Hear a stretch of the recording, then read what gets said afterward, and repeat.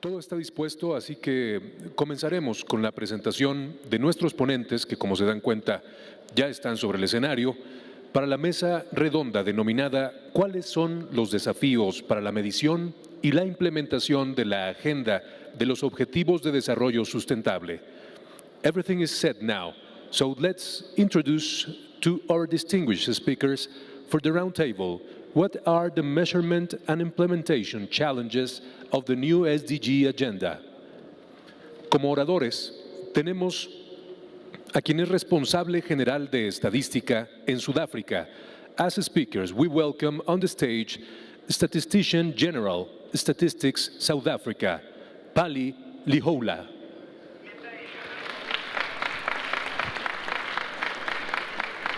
También nos acompaña quien es economista en jefe del Banco Islámico de Desarrollo, Chief Economist of the Islamic Development Bank, Savas Alpay. Director ejecutivo en el Instituto Nacional de Estadísticas y Censos de Ecuador, Executive Director, National Institute of Statistics and Census, Ecuador, José Rosero. Asesor económico para la Oficina Ejecutiva del Secretario General de Naciones Unidas, Economic Advisor, Executive Office of the Secretary General, UN, Joe Colombano. Director General de Integración, Análisis e Investigación del INEGI, Director General of Integration, Analysis and Research, INEGI, México, Enrique Ordaz. Como moderador, presentamos y vamos a dejar en uso de la palabra a quien es profesor de Asuntos Mundiales de la Universidad de Cornell. As moderator, T.H. Lee, Professor of World Affairs at Cornell University, Ravi Kambur. All yours, sir. Do we start? Yeah. Go ahead. Good. Well, friends, let me start by, I'm a professor, so I have to stand up. Soy profesor, así que me tengo que... We have a very distinguished panel here, and I'd like actually to thank the panelists for being ready and flexible. As some of you know, panels change at the drop of a hat, and I really want to thank our panelists for being so flexible and stepping in to take charge of this thing. So that's our really great thanks to all of you for being here. So the title of the session is What are the measurement and implementation challenges of the new SDG agenda?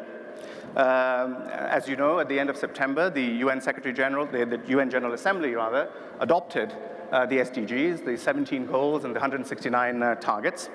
And I suppose the reactions have ranged from very, very positive to not so positive. The very positive reactions have been that it's quite remarkable that all the heads of state have put their signatures to this document. It's a political document, and it shows political commitment and buy-in at a very high level. I suppose that's a very positive reaction that we've had. On the side of criticism, the criticisms have ranged from very strong criticisms to less strong criticisms as well. And the criticisms have been both of a methodological, technical nature, as well as criticisms of a more political nature. On the methodological side, we've already heard in this conference from Richard Layard and John Helliwell, for example, that they would have liked to have seen subjective measures of well-being as being part of the SDG agenda. In fact, they said that they would have taken it being an 18th goal as a consolation prize, but what they would have wanted is for the whole thing to be structured in terms of life satisfaction and so on. I suppose that is an example of a very strong criticism of this thing. At the other end, we have, as I said, more narrower, more technical criticisms. Essentially, some people saying my subsector should have been in the goals and so on, with very good reasons. But what we have is a political compromise, and that's what we have. And I suppose there's the next set of things is really we have the pragmatists in the middle. And I think the panel comprises those pragmatists who say, look, we have what we have. The train has left the station. What can we now do to make the best use that we can of this political platform that's been provided by the SDG agenda? And that's really what this panel is about. What are the challenges for implementation and for monitoring? And I suppose I would say, from my part, I see there being three possible challenges, three big challenges. One is for country-level implementation. One is the challenge of prioritization. If we have 17 goals and 169 targets, which of those are the statistical offices going to choose to put their resources into, to monitor, et cetera? And that's going to be an internal political decision and an internal technical decision for each country. I think that's a challenge for each country that faces. The second, relatedly, is a challenge of capacity of statistical officers. Are the statistical officers actually going, particularly in developing countries, are going to be able to implement this agenda, and what are the mechanisms that they're going to use, using, for example, new methods of data collection and the data revolution to implement this? And the third challenge that I see is one of bringing inclusive monitoring into the exercise. How are voices of civil society going to be incorporated into the work that statistical officers and others are going to do? So in some sense, the challenge is one of inclusive and sustainable monitoring of the inclusive and sustainable development agenda. So we have, as I said, we have a very distinguished panel. I'm going to call on them one by one. And what I've asked them to do is to highlight one major implementation challenge that they see and what their answer is to that challenge. Once we've gone through, once we've heard from all the panelists, speaking for about 5 minutes each, we'll then open it out to the audience. And I'd like you to think about, from your perspective, what for you is the single most important implementation challenge? And not just the challenge, what is then your answer to that implementation challenge? And maybe between us then we can have a list of the top 10 implementation challenges and the answers to those top 10 implementation challenges. So let me start by welcoming Pali Leola, the Statistician General of South Africa, to give us his intervention. Pali. Thank you very much, Ravi. I think the single most biggest challenge that faces the SDGs is what I would term the internecine struggle between the crucial allies of the SDGs themselves. And by this I mean the tyranny of technology and numerology as it emerges and it appears to be poised to undermine the global freedom project espoused by the SDGs. I think I need to take you through why this is the case. How will this come about? I think this will come about as a consequence of the unnegotiated forced marriage of convenience between official statistics and data technology. These two institutions have never had the time to discuss, and they are thrown into a forced marriage, catapulted into the environment of politics without actually being ready. That's the biggest danger that we face. And this is, this phenomena is a phenomenon of the 21st century. Prior to data technology or the data revolution that we see, statistics have always led technology. If you take the processing of censuses using scanner technology, it was an introduction of statisticians. The files that the US uses, the Tiger files, census, the Bureau of the Census uses Tiger files. It was an innovation of the Bureau, and it created conditions for business in the field of GIS. The scanning technology, of course, was used by Kodak, not so well at the beginning, but is now a good technology. Dr. Goodnight of SAS, statistical analysis software, used this, and this has been used by many statistical offices. The IBM with the SPSS, all these are innovations that have been brought by statisticians. But what has created this environment of tyranny is the disruptive technology that the data revolution brings about. And the statistics offices are not necessarily ready for this. And particularly because of its heuristic epistemology. It is a testing ground as you go. Whereas statistics and statisticians are used to using a block that is well-defined, that has been tested over time. But heuristic epistemology that is being driven by a data revolution is what brings a lot of difficulties. And this forced marriage is creating conditions of discomfort. Private sector interests are a big problem unless mitigated and managed in a particular way can be very dangerous. We shouldn't forget the dot-com bubble. It was driven by agencies of technology. We shouldn't forget about Lehman Brothers. We can't forget about Volkswagen recently. Private sector interests are very problematic. So these things are there, and there should be a lot of other secret processes like bananas grow under the dark. There must be private sector deals that are going on at the moment. So the application of technology anyway, we must agree that we would regret it very much if we didn't have Google, if we didn't have Facebook, if we didn't have WhatsApp. We would regret that very much because it is through those facilities that we are here today. So the problem is that we should look at this emergent conflictual interest in data against the shift in the balance of forces of a unipolar system post the demise of USSR and the emerging multipolar environment of China, Russia, US, and the NATO. And data can be a very strong driver of those polarities that are being created at the moment. And I think if we were to be less mindful of that fact, we would be naive. So how have the informational, statistical, and technological vulnerabilities come about? These technological vulnerabilities are as a consequence of a very difficult situation. A situation where there are no national statistics systems, no global statistics systems.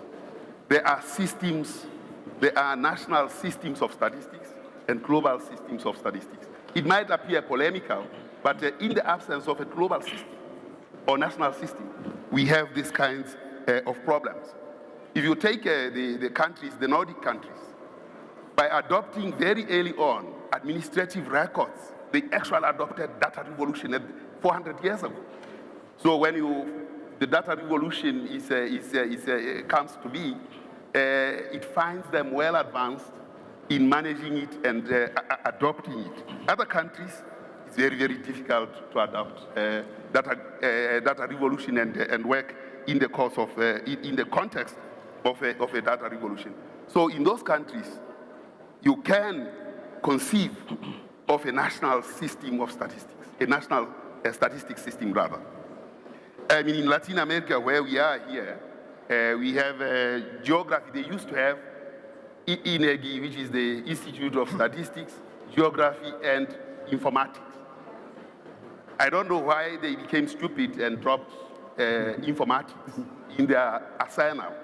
Because if you look at the architecture that we need to work with going forward, it must have statistics, it must have geography, it must have informatics as a holistic system that governs our systems, our global systems of information. They've dropped that. Probably they will bring that back in the future. So what we need to do to deal with this forced marriage, I think we need to arrange this marriage. It's forced. I think we need to mitigate that forced marriage into an arranged marriage. And through that arrangement, we can deal with this internecine struggle between statistics and technology. We can benefit from the use of technology and statistics by actually taking a pause and looking at the governance arrangements in this environment. Because unless we look at the governance of these systems, we really are poised for a very difficult situation going forward. And we need to get our politics right. And by politics, I mean agreeing on how we deal with our lives. How do we want to proceed? And the SDGs are the platform for dealing with our politics. But the struggle between statistics, technology, and informatics are the things that can actually make or break what we are trying to construct.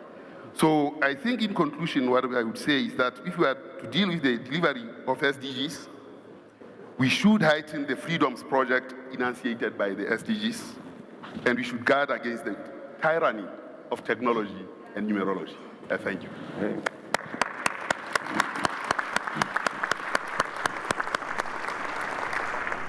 But I think there's a very interesting connection between what Pali just said and Joe Stiglitz's talk in the morning, that when we have technological advances, in principle, it makes everybody better off. But of course, there are strong distributional consequences of any technological change, depending upon the initial conditions, initial endowments. And I guess, Pali, you're saying that if we have this technological juggernaut coming towards us, then countries are very differently placed to address these issues and to receive that technology. That could lead to conflicts and further things. And that's going to be actually highlighted dramatically as countries try to implement the SDG agenda. So let's move to our next speaker. It's Savas Alpe, who is the chief economist of the Islamic Development Bank. Savas. I would like to start by thanking the organizers of the World Forum, the OECD, and the people and the government of Mexico, and also INEGI. I think I have a few slides to make this presentation a little more interactive, if they can put it on screen. Is this on? Yep. Okay, so of course the global community just 2 weeks ago adopted these 17 goals and 169 indicators. So, this is a very comprehensive one, I see. Okay.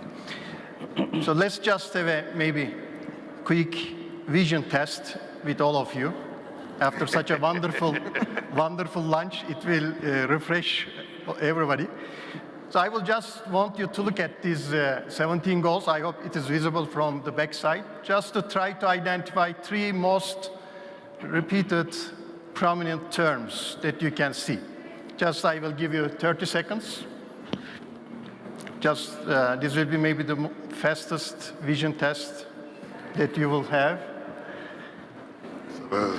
And I will just in a moment show you the ones that I have highlighted. Okay, so 3 most critical terms according to you. So if we move to the next one, did we? Can we move to the next one? Yeah, these are the ones that now sorry, can we go one back? Yeah. So 3 key terms that I have highlighted is sustainability, inclusiveness, and equality, so in different forms. So just keep these 3 terms. I hope these are matching what you have identified. Now let me just come back to this global wealth distribution. In the last 5-6 years, Credit Suisse is publishing global wealth report every year. And this information is very useful because we don't have much information on wealth, and this has promoted many countries to start getting this wealth data. The world global wealth doubled in the last 15 years, and we have now around 260 trillion global wealth, and we have around $56,000 per capita globally. But what's critical here, if you look at the distribution of the wealth, top 0.1% of global population, which means 35 million, they own around 44% of total wealth globally. And if you look at the bottom 69%, this group of people, 69%, which corresponds to around 3.2 billion people, they own around 3%, even less than 3% of global wealth. So obviously this is not sustainable, this is not inclusive, and this is not equitable. So therefore the SDG 2030 agenda has identified these themes very strategically, and now we are in the right path to address the critical problems. Of course, the next step is the implementation and monitoring of this global agenda that we have already adopted. Regarding implementation and monitoring, I will focus, the biggest challenge will be, according to our analysis, it will be the financing of the implementation of the 17 goals, and also financing regarding the monitoring of these 17 goals. We have 169 targets, and now the expert groups are trying to identify the indicators, which will be most likely more than several hundreds. So this will put a big challenge on the shoulders of especially the national statistical offices, and this will require immense financing. So in that sense, the post-2015 development agenda has rightly organized the Addis Ababa meeting before the adoptions of the SDGs in July in Addis, Ethiopia. So the global community now trying to identify the financing mechanisms, the new modalities to make sure that development financing will be ready when we are trying to reach all these 17 goals. And the global community, especially multilateral development banks, they are now working in more close partnership, and they have announced their pledge for the next 15 years. Of course, now we are moving from billions of dollars of development finance to trillions of dollars of development finance, and that will require the involvement of not the public resources, but also private resources, and also the utilization of domestic resources and tax revenues in a much meaningful manner. Of course, traditional source of finance will not be enough to cover all these financing requirements, so there's a big need to have non-traditional source of financing. And in this context, the Islamic Development Bank over the last couple of decades pioneered the development of Islamic finance.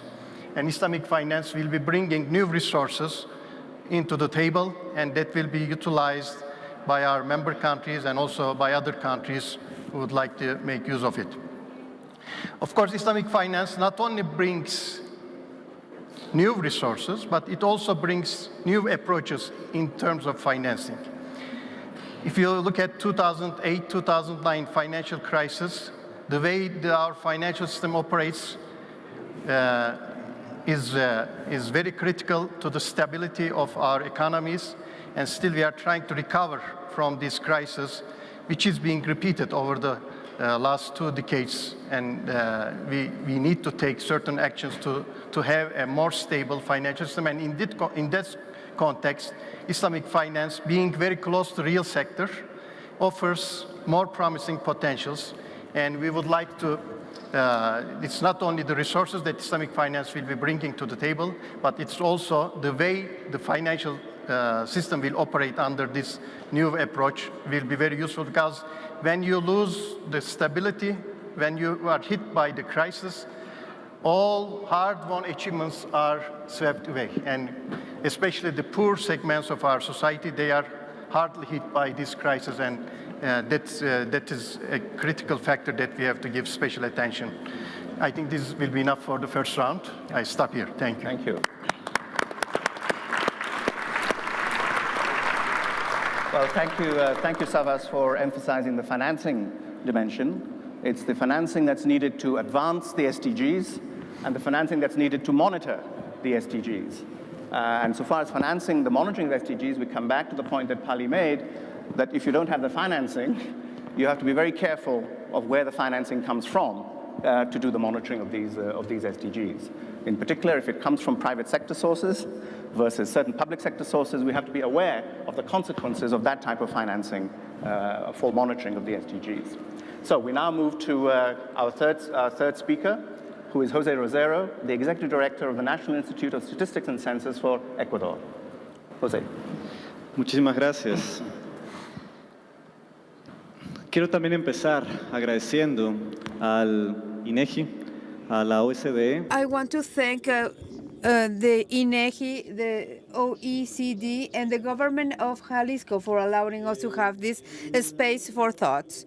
Moderators has launched a question quite interesting to answer, precisely which is the main challenge, that the countries have in order to measure the agenda of sustainable development goals. I know that measuring the 17 objective and 169 goals is a huge challenge to adapt to a new area of global information demand. The main challenge is not on the indicators. It's not in agreeing which are the indicators throughout which we will be measuring this agenda, which are conceptual frames, methodologies, which are the disaggregations that we must do. The main challenge that we have is an institutional challenge. It's precisely to see which is the institutional architecture that our countries need in order to meet this challenge. So the main challenge that societies are facing, mainly countries in development, is to strengthen our institutionality, which are our statistic systems at a national level, and strengthen national statistics institutions as coordinators of this system at a national level, because it is under our shoulders that we will be coordinating the works carried out of this agenda, global agenda. Strengthening is a need. If we do not strengthen institutionality that we have on statistics, then the agenda, the monitoring of this agenda, will be born with a problem, with a great risk of not being able to monitor it or implement it properly. But what is strengthening? Se necesita al menos dos componentes. Well, we need at least two components that I will be talking about. Number one is precisely to empower the statistics of offices in order to allow them to guide us. What does this mean? What does guiding mean? It means to generate at least three capacities and empower them. Number one is the capacity of statistics. This is to plan adequately the statistical offering that is necessary to measure global or national agendas. And when we talk about statistical planning, we are not talking about planning at our statistics offices, but we are talking about an integral planification across the statistical national system. This might seem simple, but what we are seeing in countries, particularly in Latin America and the Caribbean, is that national statistical programs are nearby. We have different centers that are providing statistical information, particularly public institutions that are generating statistical information that is being used officially in order to monitor and follow the agendas. However, they work with neighboring systems, but at the same time, they are not well organized. They are not well articulated. Therefore, they are inefficient. And additional to that, there is a duplicity of efforts. So we need to create a statistical planning system that brings all the different stakeholders together, assigning responsibilities to each of the institutions, and obviously defining the periodicity of the generation of data. The second capacity has to do with the regulating capacity. What does regulation imply? Well, to dictate standards to member institutions of the national statistics system. These standards should ensure quality of statistical activities and indicators that result from them. Such standards should be sustained in basic principles of statistics and good practices at a regional level. Moreover, regulations should be aimed at a transparency policy and open data policy. The third capacity that we need to generate is a control capacity that implies assessment of application of all these regulations and standards in order to ensure quality of statistics and statistical operations. It is no good to legislate or to provide standards if we are not able to control in order to assess the quality of operations that take place in the national statistics systems. We're talking about perhaps certification or quality or endorsements at different levels, at different countries. The second component of the strengthening, I said number one is to strengthen this ruling power, and number two is the building and strengthening of statistical capacities inside the system, particularly aimed at not only traditional practices, but to close the gaps among countries and also statistical gaps inside the countries. Oftentimes we see at a domestic level that there is a statistical office that is well set and sound, but there is a national statistical system with institutions providing information that don't have the same capacities.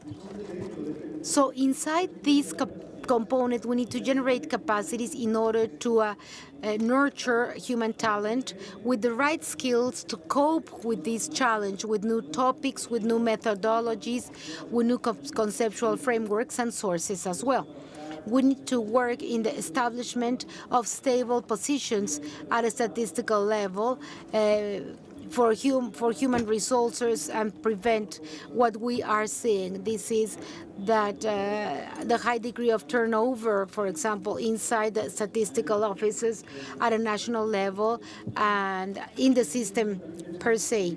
And we need to build statistical skills upon innovating in processes, which implies being able to cope with the challenge of bringing new sources of information.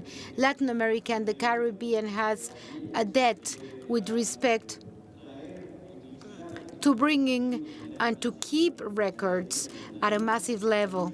And this also means innovation in terms of technology to make processes more efficient. What do we need for all of these? Well, we need strong support from our governments, from society as a whole. And of course, supports have to do with budget. Of course, we need resources, and these resources come from the state budget, but also from a commitment of international collaboration in order not only to ensure financing sources for this new offering, but also to strengthen this structure or this architecture at an institutional level. We also need the support from our government and communities and society in order to update the legal framework that we have, and this legal framework that embraces statistical activity, that we need to have this institutional architecture we are talking about, but at the same time that creates information exchange possibilities, not only in the private sector, but between private and public sector institutions, and providing necessary autonomy to national statistical institutes. And with that, I will say that we need a true commitment to the strengthening of national statistical programs. Otherwise, monitoring of SDGs would be full with problems if we don't do so. Thank you.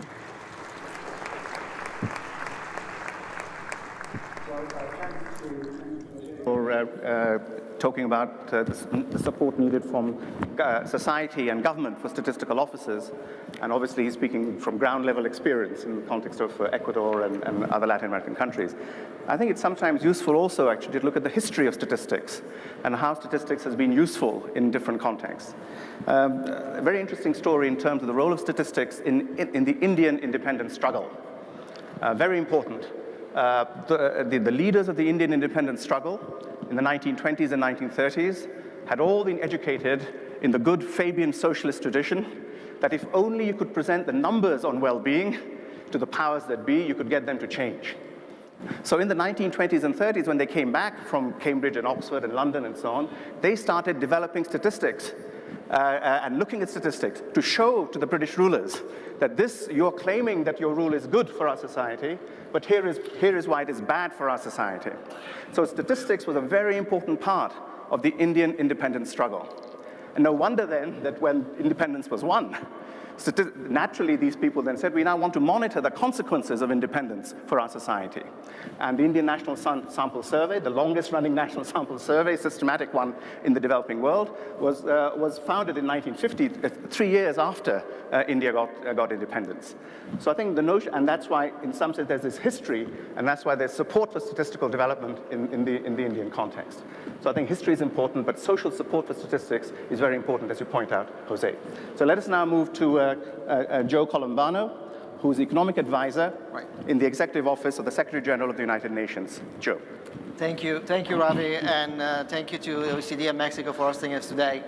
I look back at your question on what is the single most difficult challenge for the implementation of the SDGs in new agenda. And I think the answer is quite straightforward, and is one that really we've been dealing with for the past 3 years of this global process. And it's the sheer size of the agenda and the sort of breadth and depth that the agenda has. This is a remarkable departure from the MDGs, from what we used to. Clearly, the new agenda includes all of the MDGs, finishing the jobs and coming to accomplish what we set out to do back then. But it has a much more comprehensive and extensive set of priorities. So we see everything about poverty, as we had in the MDGs, and human development indicators, but in a much more deep way. It's no longer about just reducing whatever percentage of poverty, but it's about eradicating poverty. And not just poverty as a sort of income measurement, but really all forms of poverty in all its forms is the letter of the agreement. The agenda also moves into the dimension of environmental sustainability in a way that the MDGs never did with the MDG 7. And it's very specific, and it talks of ocean acidification, it talks of land ecosystem, it talks of climate change, of course, and refers to the COP21 Paris process. And then it charters into totally new waters, right, with the all dynamics between conflict and violence and the effect on development. So it is an entirely difficult, different animal, really, that we have to deal with. And that obviously creates immense challenges on the implementation and on the measurements that will be associated with this. In this sense, it's also of little consolation that this is a universal agenda. Yes, it applies to all countries, but even the richest and the countries that have the most sophisticated statistical system will struggle. They will really have to redouble their efforts in terms of digesting the scope and depth of this agenda. In that sense, I think it's quite remarkable what was accomplished, because member states, when they went through these long and extensive negotiation, they sort of pushed back against what must have been a very natural temptation to say, look, let's just, this is all very nice and interesting and exciting, but we will have to implement this. So let's just stick with what is measurable. And instead, they decided quite consciously that it was the agenda that was meant to drive the statistical development and not the other way around. Very much the treasure what you measure or measure what you treasure dichotomy. So what is the solution to this large set of issues? Well, in here I'm coming to sort of a more of a UN New York perspective, if you allow me, having heard all my fellow speakers on the country level. And the sort of discussion that we've had internally to our office and the leadership that the Secretary General offered was really to start with extending the consultation to as large a number of people as possible and involving the political level. And that's why he decided to establish, you'll remember, the level panel of eminent person on post-2015 development, the one co-chaired by Prime Minister Cameron, President Yudhoyono of Indonesia, and President Johnson Sirleaf of Liberia. And one of the key recommendations of that panel was to leave no one behind. And the early realization then was that in order to really be true to that, you really need to have a different set of information. You need to have a much bigger set of information, including qualitative information. Mic went off? Okay, thank you. And not only more and better data, but also data delivered in a more timely manner. we can no longer wait for the lag of 1 or 2 years, at least in the best of the cases, to have estimates of poverty and any others of these measures. So this panel is the one that came out with a very good buzzword or phrase of the data revolution. And that sort of created in itself a whole set of dynamics and very positive dynamism. The Secretary General himself heeded the call of the panel and decided to appoint another high-level group, and we're very lucky to have Pali with us. Is one of the members of the what was then called the Independent Expert Advisory Group on the Data Revolution for Sustainable Development. And the task that was set down to them was to really come up with unbundling this notion of data revolution, what it is and what it means, what are the implications for policymaking and for achieving the agenda that we are that we've just embraced. The outcome of all this body of work was the realization that if the key challenge is the size of the agenda, and if the need is for more, better, and more timely data, then traditional statistics alone was not enough. Obviously, it remains a necessary but perhaps not sufficient part of the answer. The rest of the answer has to be looked into other constituencies, those that can contribute other things to this agenda. And that's why we're looking at technology and innovation as a source of this complement for getting to the answer that we need. That doesn't mean for a moment that traditional statistics is not central to this. It doesn't mean for a moment that just by having a couple of new apps on my smartphone we'll be able to solve all the problems. That's not the issue. What this means is that we have to contend with a whole new set of actors. And here I'm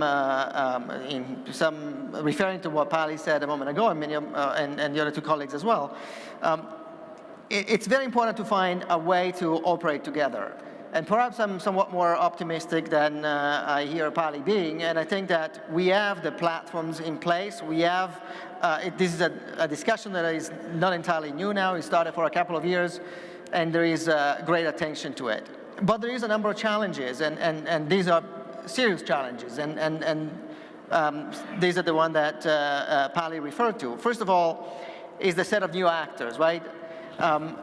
Not just governments. We need to reach out to people that have access to this information, that can produce this data, and this is certainly academia and center of research, but also, very importantly, the private sector, also civil society, also the scientific community at large. Bringing together all these different actors means that the alignment of interest becomes very difficult. And this is what we're struggling with at the moment. A couple of more issues that I'd like to highlight. First of all, the issue of quality and certification, and Pali referred to it, and it's very important.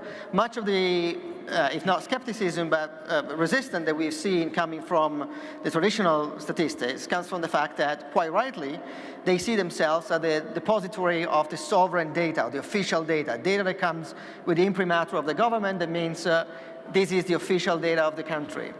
How are we then to contend with the incredible amount of data that is produced on a daily basis, real time, by all sorts of other entities and actors?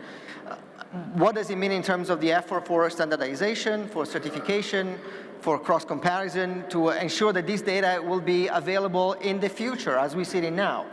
If that doesn't happen, it will become less useful for the scope of measuring progress on this agenda. The third element that I'd like to introduce, that I think it's incredibly important and it's been somewhat looming over parts of this discussion, is the issue of privacy. We know that technology is such that we can get at a level of disaggregation that is remarkable, and that if it were to be put in the wrong hands, it could very easily lead to abhorrent abuses and violation of human rights and all that. If you think that we can, we ourselves voluntarily provide information to all of the social media and high-tech company that we deal with every day, and they can have access to not just our sort of consumer preferences and what we buy on the internet, but our background, our health history, perhaps even information such as religious affiliation, ethnicity, and what's not. And you can only imagine what that would be if it were to come in the wrong hands. But as I said, the good news is that this discussion is ongoing, and there are important dates ahead of us. Yes, a couple of dates that I'd like to mention is March 2016 is when the Statistical Commission will meet, and they will produce this set of indicators. I know that many of you are engaged in this process, and I encourage those that are not to become, because it really is important.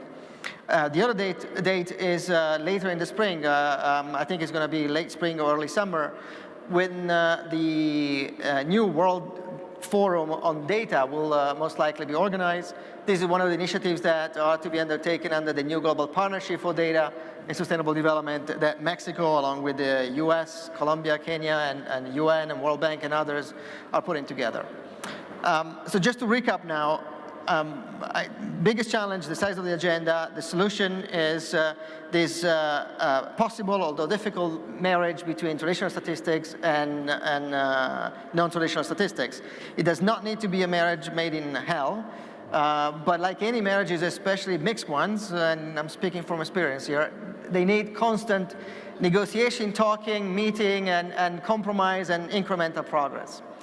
The platform exists and it can be done. Let me just finish perhaps with one last consideration.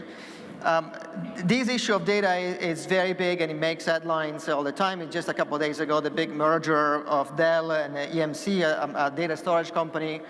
The latest winner of the Nobel Prize in Economics, Professor Deacon of Princeton, is himself someone that did a lot of work on data and statistics. And I think it's quite natural that statistics has been seen for a large time as somewhat of a technical expertise. And I speak as an economist and a user of data. And maybe all this visibility and spotlight at the moment can feel intimidating, and there's a fear of not being able to deliver to the expectation of the international community.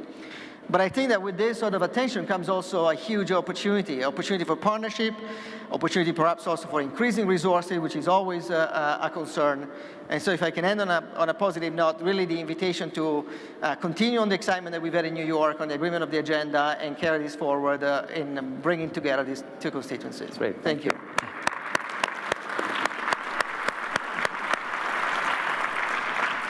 Well, thank you. To summarize Joe's summary, the challenge is the broadening of the agenda relative to, let's say, to the MDG. The answer is new form, is what he has put under data revolution. But this data revolution itself has some challenges, and Joe provided some answers to those challenges as well. So I think that's a useful framework for us to be thinking about as we go to future. So let's now come to Enrique Ordaz, who's the Director General of Integration, Analysis, and Research at INEGI, who are, of course, our hosts in this, co-hosts in this conference. Muchas gracias, Profesor Cambur. Buenas tardes a todos. Thank you so much to Kavi Cambur. Yes, Agenda 2030 is complex, and it is complex because it is universal. It not only calls for governments, but society at large. It calls civil society, calls for companies, academia, and scientific community. On the document that has recently been approved by the General Assembly, Transforming Our World, we're talking about the 5 Ps, in English at least, which is people, planet, prosperity, peace, and partnerships. So that's why we have those 5 Ps. The implementation of this agenda, and I agree with Joe, that is the main challenge. It implies the conception, design of public policies that normally are grounded on indicators that are underlying those public policies. For national statistics offices, you need to produce a lot of information with solid grounds on methodologies, instruments, and production processes, and that is a great challenge. But I agree with Mr. Rosero from my viewpoint as well, is that the challenge that they face is that they are steerers of that statistics system. I don't want to repeat what Jose has just mentioned, but I want to tell you a little bit about the experiences on the field. That's what we are looking for. We know that we want indicators that will be quality objectives, timely, disaggregated, and relevant. Therefore, it is necessary to involve all players participating in the generation of information, not only those from government. I agree also that we need to involve civil society, and for that purpose you need a set of requirements. You need to have a sound legal frame over which relies a statistic system. I believe here that talking about the institution must be governing, must show its technical capabilities and show its professionalism. We should not be doubting as a statistic office or projects or surveys and our census. We must show that we master technically everything and restate it before the society on a daily basis. And that is the way that you can make it your own. On technical terms, I do believe that we must also do it on when we talk about resources, we need to have technical capability, show what we do, and that will give us the possibility of finding the right resources in order to guarantee the budget that will enable us to put into practice our projects. Fourth, it must be an institution willing to change. I agree with Jose. It is an institution that must be innovative, that is not fearful to go into new subject of study. Several examples of Mexico that I want to comment on. The creation of a self-information system of justice. In Mexico, this is a new field of expertise that has enabled us to establish coordination and link not only with executive powers, but also with the judicial power and legislative power, which are very important, as well as local governments. Measurements on non-remunerated jobs. When we are talking about innovations, and a little bit about the comment that the professor was making on the critic, on the pessimist part of not including well-being. Well, an experience that we already have on the field is the fact of having worked on subjective well-being. We have done it so much. We have applied so many surveys to the households with non-traditional methods that were referred by Joe, which is analysis of big data. We did it with Twitter in this case, and this has enabled us to participate in the group, and I see Dr. Sojo here as a member of this independent advisory group for the revolution of data. It is important to agree mechanisms that will enable you to do strategic partnerships within the government, but also with the users. We have also already mentioned academy, private sector. When you want to use big data, non-traditional sources, research centers, some colleagues that are working with us on big data are among us today.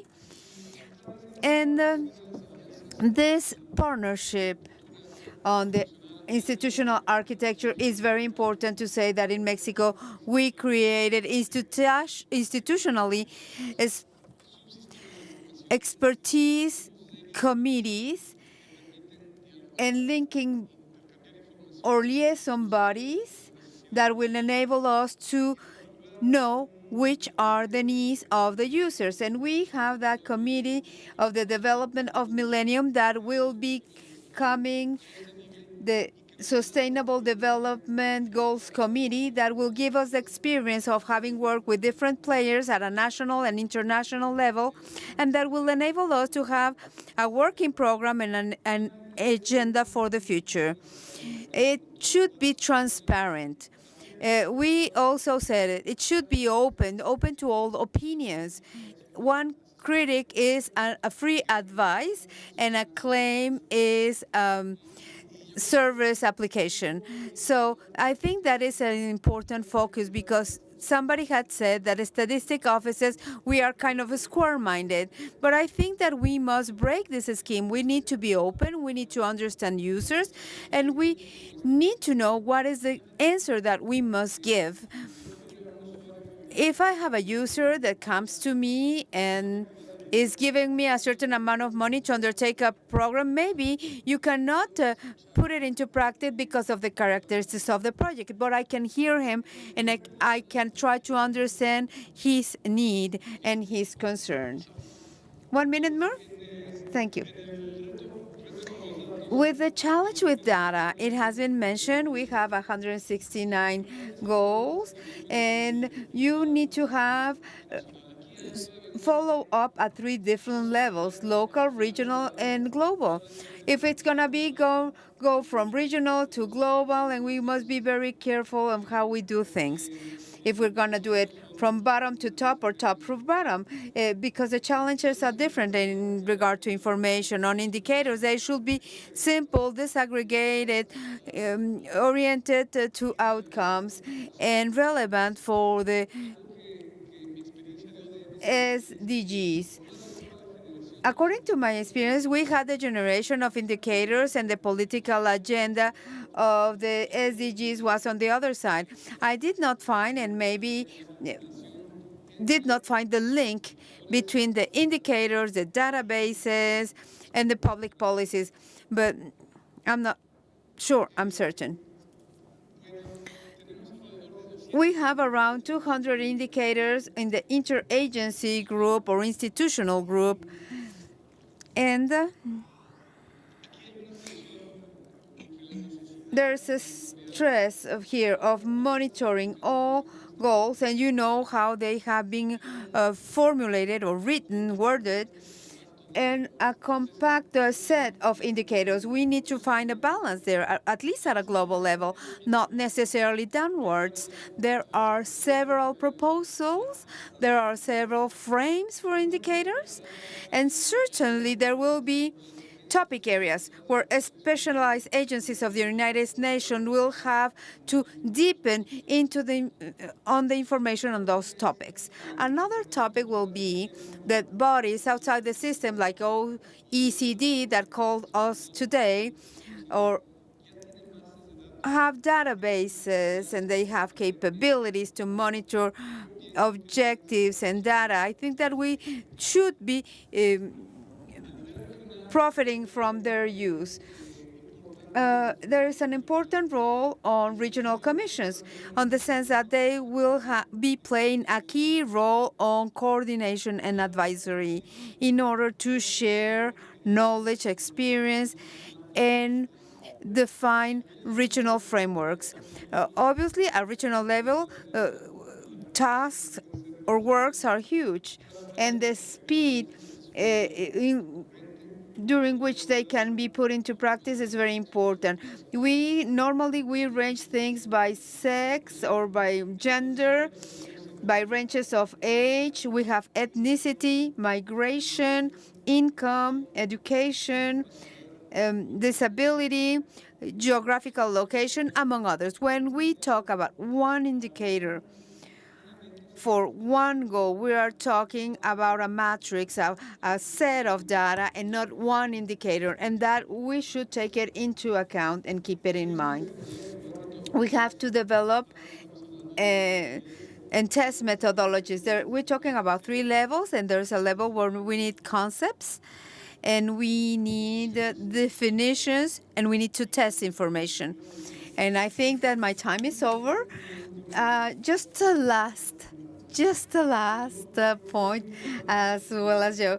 It is very important to link statistics with geographical information system. We're talking about statistics, but I do believe that, as Pali was saying at the beginning, we have to talk about statistic technology, but geography is really, really important. The space dimension should not be neglected, and I do believe that there is some progress made on statistics on the ONU, and I just wanted to highlight that. Thank you.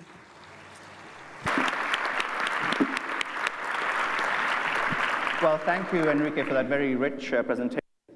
What I took away, one is the last point you made on linking statistics to geography. I think that's a very, very important point. And then you also gave experiences in Mexico of using non-traditional sources of data and linking them to traditional sources of data. And the third, I think, is a phrase which I'll take away with me, which I suppose we should all take away with us, which is, you said, criticism is free advice. I think that's a great phrase for all of us to bear in mind. So, our thanks to the panelists. As I said, things change very rapidly in a conference like this, and the panel didn't look like this only a few short hours ago. So my thanks to our panelists for being very flexible and stepping up to the mark when needed. So thank you very much indeed to the panel.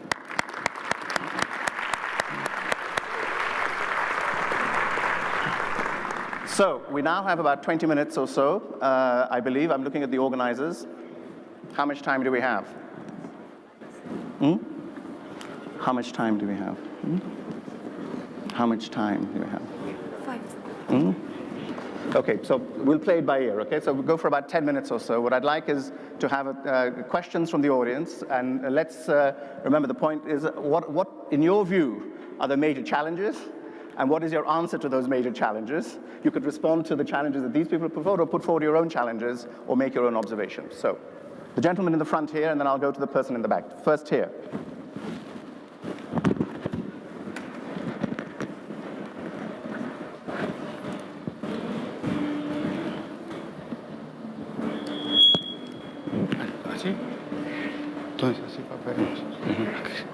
Buenas tardes. Good afternoon. I am Rolando Campo. I work at the INEGI. Within the international sphere, I am co-president of a group at the United Nations that has to deal with geospatial information management. What Enrique has said about the importance of geospace information, I want to mention that in the United Nations, we are already carrying out an effort in order to incorporate within the SDGs some measurements that have to deal with geospatial information, how give them as reference and how to use geospatial tools for those measurements at a global area, regional area, and local area. So my question would be for the statistics heads of office, how can you instrument within these institutions? How would you instrument this kind of information within your institutions? Sugiero. And then respond. There's a lady at the back there. Yes, in the middle.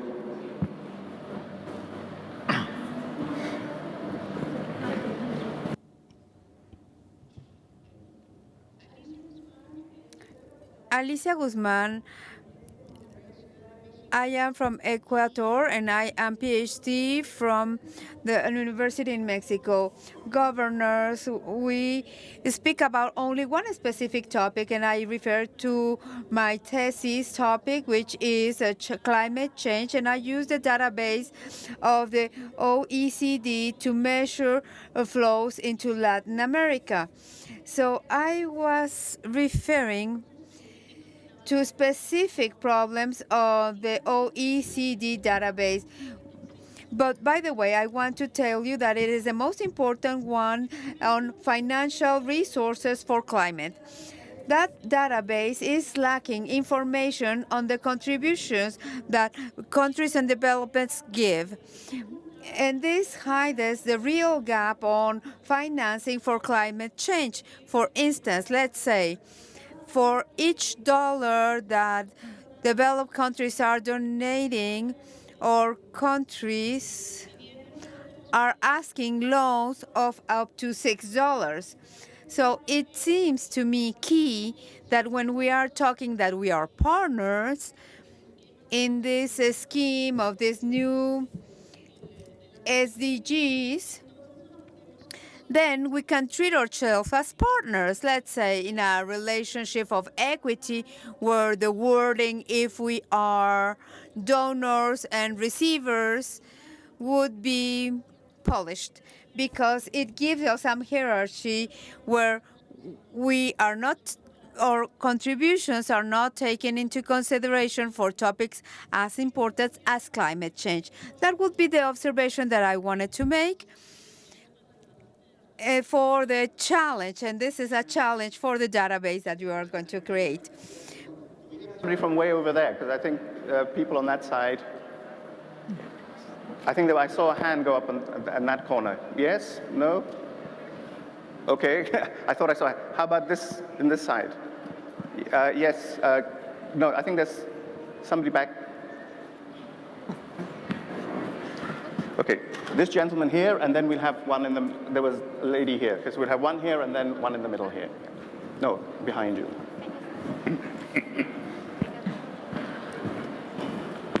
My understanding is that the goal of the Sustainable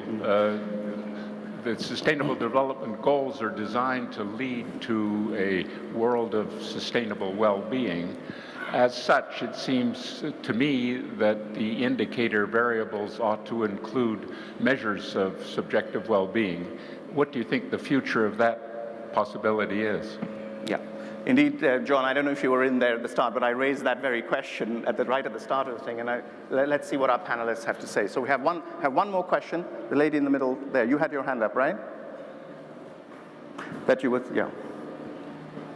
And then after this, we'll have a response. Did you have your hand up? Yes. I'll hold it. Oh, I'm sorry, you seem to be looking in that direction. I'm terribly sorry. It's just my eyes are probably... Okay. I'm Shirley Chandra. I'm from India. I'm not a statistician. I'm a former permanent secretary of the Government of India. But having dealt with statisticians and statistics all through my career, I think I would like to raise the question of implementation in a slightly different way. Ultimately, the statistics have to be generated in a way that policymakers, and by policymakers I mean bureaucrats in the first place, to be able to translate what they see and read into language which is palatable to ministers and can be understood by them. There are a lot of worries in I don't know about all countries, but certainly in India, about the competitiveness between the states in India. There are 30 states and union territories. And the competitiveness is not necessarily in terms of development. There are issues like, for instance, are minorities getting ahead, or are the population figures showing something that we should be bothered about? Now, these are very sensitive questions. And the way to get a politician to listen is not necessarily by giving him data. It either comes through the media when the criticism hits, or it is a way of putting them ahead of knowledge that the public has so they're able to take credit for it. Now, I'm not saying that everything should be packaged, but the implementation to be successful has to have a bridge, and that bridge is not necessarily the statistical people. One has to get into the inner working of the ministries where statistical officers work, but they are very low in the hierarchy and are never listened to. So I think the statistical offices need to position themselves in a somewhat different way so that the line ministries, which have the ear of the ministers and the ear of the cabinet whenever it meets, to be able to show where the problems are going to arise and how they can be dealt with long before it becomes a major crisis. Thank you. No, thank you very much indeed. So I'm looking at the clock here, which is the meeting, so I think we should go back to our panelists. That was raised here. Questions on climate change, the question on the well-being, indicators, and then finally the link with the bureaucrats and statistics. Just one observation, madam, from my experience in dealing with the bureaucrats and statisticians. I remember once we were looking at long-run household surveys, which take every 5 years or whatever to do, 3 years, and quick-fire surveys, which tell you what's happening on the ground. Both these messages of these two surveys were saying the same thing, but it wasn't one that the politician in question liked. So he said that and it was a he, said the long-run survey was too out of date because it was 5 years ago, and the quick one was not representative enough, so he's not going to take either of those two observations because he didn't agree with what he was doing. Anyway, let's go around in the same way that we went and just pick up the question that's relevant to you. Pali. Yes, I'll take the question of geography. I think I envy very much the Latin Americans, because they had seized the agenda 100 years ago to look at location as a critical element of statistics. I think that has to be, unfortunately, I think what we are doing at the United Nations Statistics Commission is that we have created a parallel system to look at geography instead of embedding both things at the same time. We want to transform, but we don't want to transform. I think it's a major weakness of the system at the moment. At country level, the statistics office, or that office, whatever it might be called, must embed geography and statistics and informatics as a matter of a point of departure. On the question of the issue that the Secretary raises, certainly politics must be the #1 agenda of a statistician, not to be political, but to understand the politics. That is the way of organizing life in a country. That's the meaning of politics. That we have to understand. Then you can be a geographer, then you can look at logistics, then, of course, finally, you have to be a statistician. But priority must be understanding how life is organized in a country in order to advise appropriately. Good. Savas? Yeah, I will take the question on climate change. I think this issue is getting more and more attention, and I was at the World Bank IMF annual meetings just 2-3 days ago, and the issue of climate change was high on the agenda. We had a ministerial meeting on climate change, finance ministers, and as mentioned yesterday by the OECD, the $100 billion promise from developed countries to developing world is now almost 62% is on the table. So it's moving, I think, in the right direction. And in Paris, in December, this issue will be hopefully agreed upon in a positive manner.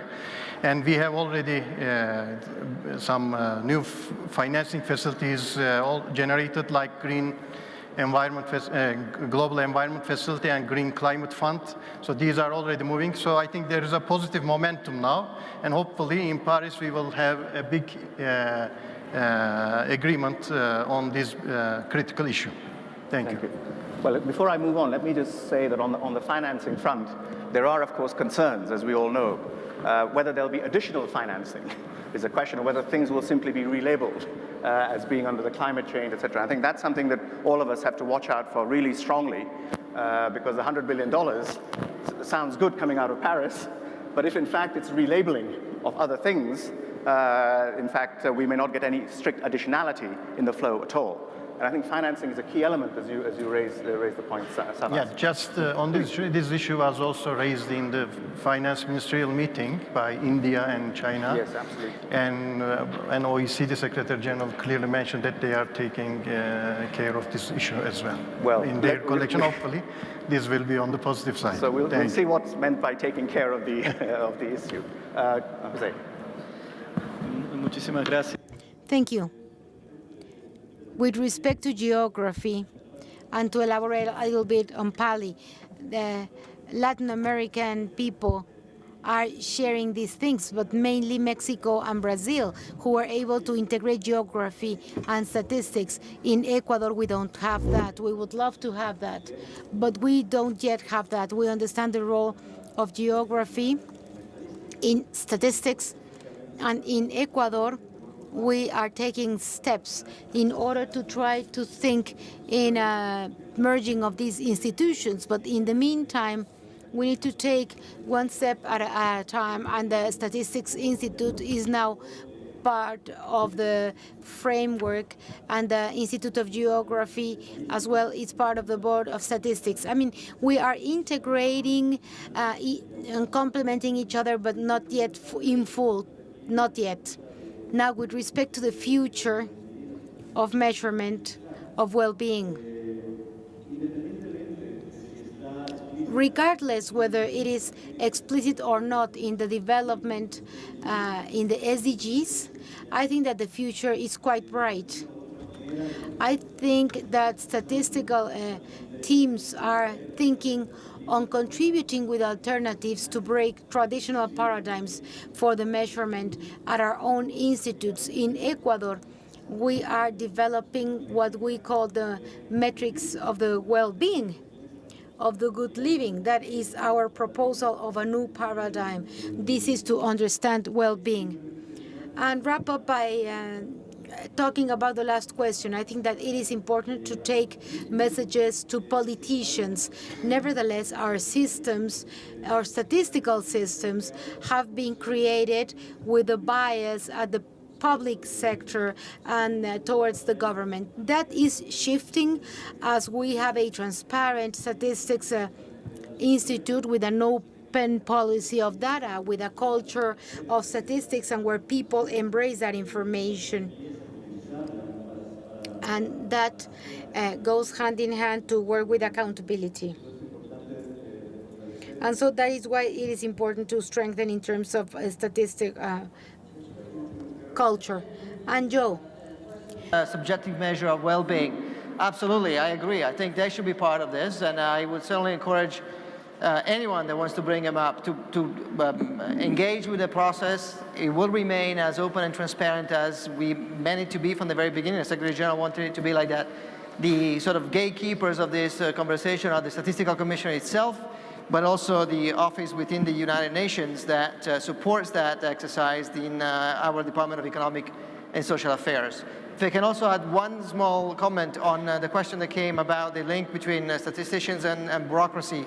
I think I'd like to take it from the angle of communication. I think it's a very important point, and very much in the back mind of all of us when we're working on this agenda. How do you make something that is especially because this is a non-legally binding agenda, unlike the climate change. So no parliament will be required to translate this into a law. And so it's very important for it to be as persuasive and powerful as it can be from the offstart. And our contribution to that was to push for these 5 Ps that were mentioned earlier: people, planet, prosperity, partnership, and peace, which in a way hit all of the dimensions of the agenda, and that are certainly high on the agenda of any politicians. We have developed a number of ways to go forward. I would encourage you, the statisticians, to come up with ways that are accessible to transmit what statistics means. And here I think that, again, technology and big data has a big role to play. Good. Well, last but certainly not least, because it's our co-host institution, INEGI, Enrique, please. Gracias. Bueno, en primer lugar, sobre bienestar. Well, first of all, talking about well-being and subjective well-being, I agree. Regardless on how we conceive, in the initial list, rather, we are talking a 15-year agenda. And I think that when we talk about subjective well-being and well-being in general, this topic should move towards the center of the agenda. And I'm sure that in the next 2 or 3 years, as we move forward in the agenda, we will see this. Another thing has to do with the question or with the need in creating these bridges between statisticians and bureaucrats. I think that this has to do with communication, and we will have a plan of communication for indicators. But it also has to do with a session that held yesterday that has to do with trust. That is, what is the credibility, the trust of institutions, of governments in their own statistics offices. And based on my experience in some Latin American countries, it is not always present. And number 3, and lastly, is something that I did not have an opportunity to mention, is that we need to strengthen collaboration South-South. The Mexico government is committed with this. Bueno, damas y caballeros, As I said, our panelists have really done a great job because they stepped forward at the last minute, and really I want to thank them. And let's also thank them for a wonderful session. Thank you.